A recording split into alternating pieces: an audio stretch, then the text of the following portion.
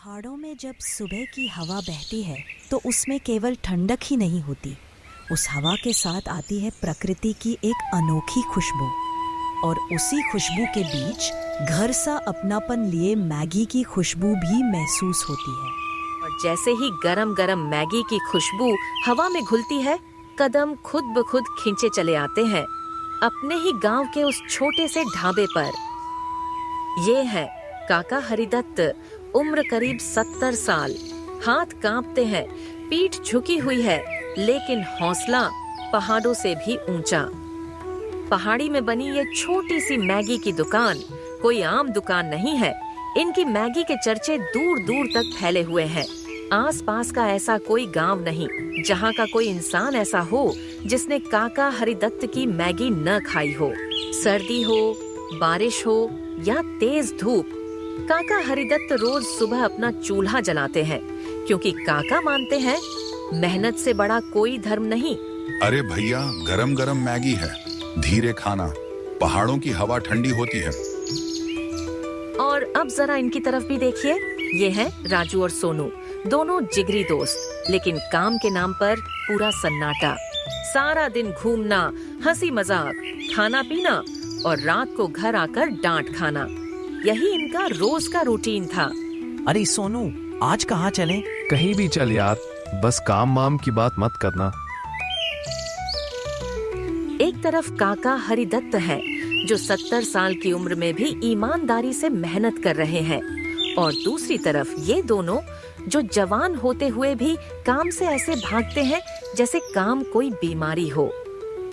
उन्हें नहीं पता था कि ये सफर इनकी जिंदगी का सबसे बड़ा मोड़ बनने वाला है, और यहीं से काका हरिदत्त की मैगी इन दोनों की जिंदगी में एंट्री करती है, सिर्फ खाने के लिए नहीं बल्कि किस्मत बदलने के लिए। अरे राजू, ये देख, मैगी मिल रही है, चल यार, भूख भी लगी है। राजू और सोनू दोनों चुपचाप बैठे थे, कटोरी हाथ में थी और आंखों में भूख। पहला कौर मुंह में गया और दूसरा कौर जाते जाते दोनों की आंखें चमक उठी। वाह यार, मजा आ गया। क्या मैगी है ये? सच में यार, इतनी स्वाद मैगी मैंने आज तक नहीं खाई। लेकिन यार राजू, इतनी मेहनत, दिन भर चूल्हा और कमाई, बस 200-300 रुपए ही होंगे। हाँ यार, इतनी मेहनत और इतना कम पैसा, कोई फायदा नहीं। अरे लगता है तुम दोनों यहाँ के नहीं हो। आसपास के सारे गांव के लोग यहीं आकर मैगी खाते हैं। काका की कमाई बड़े बड़े अमीरों से कम नहीं है। मैगी तो खत्म हो रही थी, लेकिन दिमाग में नए सवाल जन्म ले रहे थे। ये सुनते ही राजू और सोनू एक दूसरे का मुंह देखने लगे। जिस मैगी को वो 200 से 300 की कमाई समझ रहे थे, वो असल में हजारों की कमाई थी। मैगी खत्म हुई, लेकिन लालच की भूख अब शुरू हुई थी। काका जी, आपकी मैगी के तो चर्चे दूर दूर तक है। हम दोनों बेरोजगार हैं। अगर आप बुरा ना माने तो हमें भी आप जैसी मैगी बनाना सिखा दीजिए। क्यों नहीं बेटा, मैगी बनाना कोई जादू नहीं, मेहनत करोगे तो जल्दी सीख जाओगे। काका हरिदत्त उन दोनों को ध्यान से देखते हैं, और यहीं से राजू और सोनू की नई जिंदगी की शुरुआत होती है।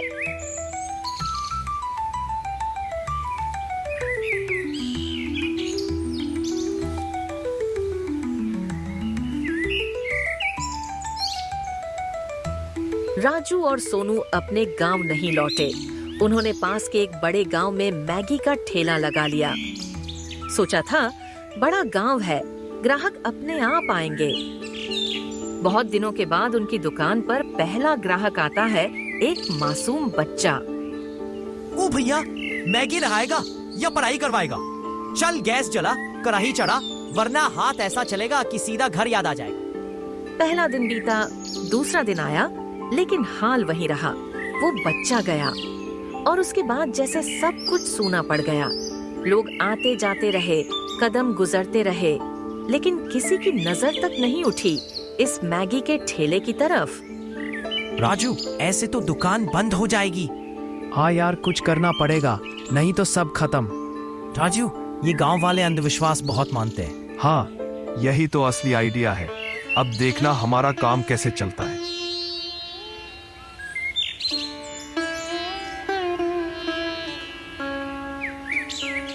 उसी शाम गांव के बीच एक साधु आ खड़ा होता है। सुनो गांव वालों, मैं तुम्हारे गांव का भविष्य देख रहा हूँ। स्वामी जी बताइए क्या होगा? तुम्हारे गांव में एक बड़ा संकट आने वाला है। स्वामी जी हमें बचाइए। अगर बचना है तो रोज उस मैगी वाले ठेले से मैगी खानी होगी। जो नहीं खाएगा वो संकट में फंस जाएगा। डर ने पूरे गांव को जकड़ लिया और अंधविश्वास के आगे समझ हार गई। सारा गांव मान गया। बाबा कालूराम के ऐलान के बाद पूरा सूरजपुर गांव जैसे डर के साए में आ गया। सुबह होते ही राजू और सोनू के मैगी के ठेले पर लोगों की भीड़ उमड़ पड़ी। कोई ये नहीं पूछ रहा था कि सच क्या है। सब यही मान चुके थे कि मैगी ही उनकी रक्षा करेगी। राजू बेटा, एक प्लेट और लगा दो। सोनू, तुम दोनों ने तो हमें संकट से बचा लिया। गांव वालों का धन्यवाद और ठेले पर गिरते नोट राजू और सोनू के लालच को और बढ़ा रहे थे। ऊपर से दोनों भोले बनते, लेकिन मन ही मन खूब मुस्कुराते। सोनू देख रहा है, कमाई सच में आसमान छू रही है। हाँ यार, अब किसी का हिस्सा देने का मन नहीं करता। लेकिन इस खेल का एक और हिस्सा था, बाबा कालूराम। हर रोज शाम को बाबा कालूराम अपना हिस्सा लेने आता। शुरुआत में राजू और सोनू बिना बहस उसे पैसे दे देते थे, लेकिन जैसे जैसे कमाई बढ़ी वैसे वैसे ईमानदारी घटने लगी।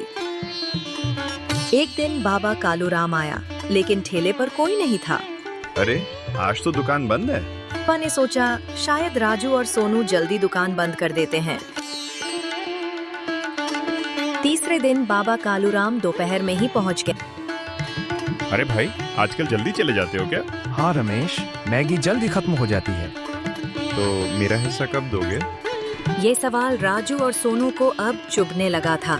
रमेश, कल पूरा हिसाब कर देंगे। तुम कल उस गुफा में आ जाना।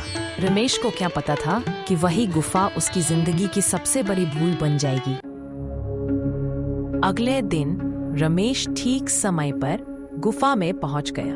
अब पैसे दे दो, बहुत दिन हो गए। ये सवाल, लेकिन जवाब में पैसे नहीं, हंसी सुनाई दी। पैसे? रमेश, तू खुद ही हमारे जाल में फंस गया।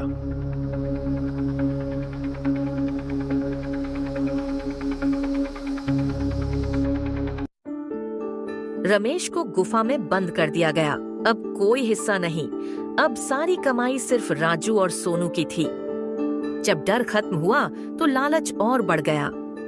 सुनो गांव वालों, अब मैगी के दाम बढ़ गए हैं। खर्चा बहुत हो गया है। अरे सुन, बकवास मत कर। पैसे क्या पेड़ पे लगते? मुझे तो घर से सिर्फ 5 रुपए मिलते। मैं नहीं आने वाला तेरी बकवास मैगी खाने। अरे भाई, बच्चा है, जाने दो। तुम गुस्सा मत करना, हम इसे समझा देंगे। और अफसोस, सूरजपुर के नासमझ लोग ये बात भी मान गए। एक दिन एक गांव वाला गलती से उसी गुफा की तरफ चला गया। अरे, यहाँ कोई है? बकवास ना कर और बाहर निकाल। रमेश को गुफा से बाहर निकाला गया। कहानी जा पहुंची मुखिया प्रताप सिंह तक। मुखिया प्रताप सिंह राजू और सोनू को साथ लेकर आए। तुम दोनों इतने दिन से गांव वालों को मूर्ख बना रहे थे। अगर ये आदमी सच बोल रहा है तो सबूत लाकर दिखाए। अगर सच निकला तो हम दुकान छोड़ देंगे और पैसे भी लौटा देंगे। मुखिया ने एक दिन का समय दिया।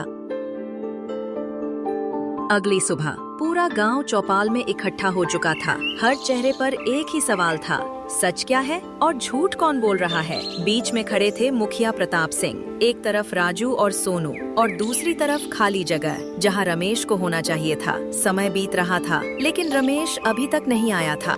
देखा मुखिया जी, अगर वो सच्चा होता तो अब तक आ जाता।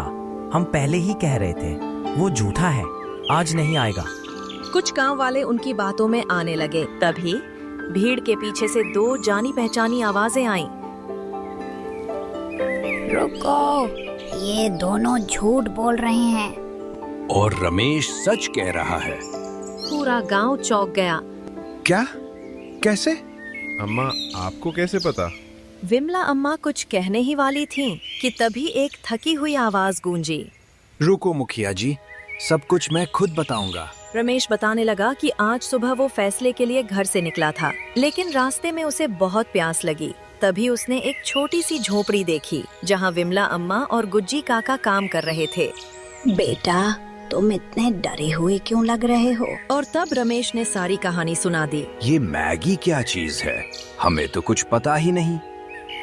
दरअसल अम्मा और काका गांव के बाहर रहते थे।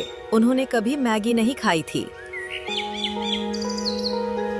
अगर मैगी ना खाने से संकट आता तो अम्मा और काका आज हमारे सामने खड़े नहीं होते। हाँ, ये तो हमने सोचा ही नहीं। आप लोग किसी की बातों में आसानी से आ गए। सबूत तो मैं कब का ले आता, लेकिन इन्होंने मेरी साधु वाली वेशभूषा चुरा ली। भगवान ने अम्मा और काका को फरिश्ता बनाकर मेरी मदद के लिए भेज दिया। सभी की नजरें रमेश पर टिक गईं। इन्होंने हमें धोखा दिया। मुखिया जी, मैं तो कहता हूँ इन दोनों को चप्पल से मार मार के दोनों को टकला कर देना चाहिए। और मेरी अभी तक शादी नहीं हुई है तो इन्हें मेरे घर पर खाना बनाने के लिए रख दो। बहुत हो गया इनका तमाशा। देखो गांव वालों, गलत काम तीनों ने किया, लेकिन अगर रमेश हमें ना जगाता तो हम आज भी इन बकवास बातों पर पैसे देते रहते। इसलिए आज से ये मैगी का ठेला रमेश का होगा। अरे चप्पल तो इस मुखिया के सिर पर भी पड़नी चाहिए। और ये गांव वाले तो है ही मूर्ख, ये भी वैसा ही है। इसे भी इनके साथ पकड़ो और जमकर पीटो।